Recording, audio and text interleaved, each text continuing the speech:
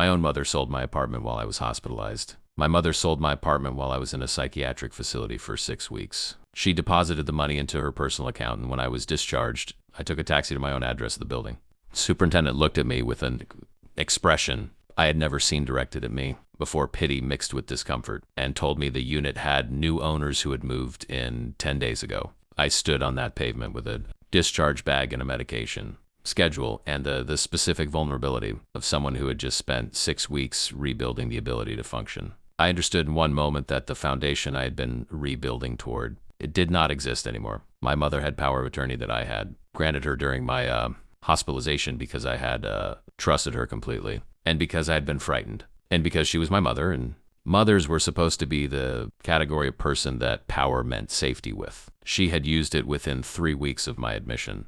The apartment had been purchased with 7 years of my savings. It was mine outright with no mortgage. She sold it in a private sale below market value for speed and deposited $240,000 into an account I had no access to, and then visited me twice during my remaining weeks in the facility, bringing food and asking how I was feeling. She had looked at my face while I ate the food she brought, knowing she had sold my home. I do not have clinical language for what that specific detail did to me when I understood it fully. My attorney described the transaction as a clear abuse of fiduciary duty and initiated an immediate legal challenge. The power of attorney had explicit limitations that did not include property.